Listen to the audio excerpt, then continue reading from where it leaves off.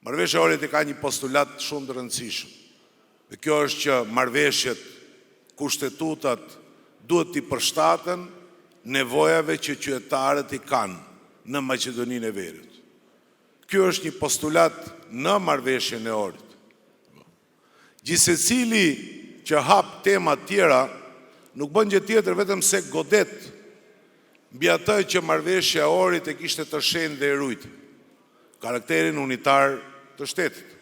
E pra Fronti Evropian është këtu për debatuar dhe për diskutuar në mënyrë që të ruhet e drejta e qytetarit, legjitimitetin që ai e shpreh në vot.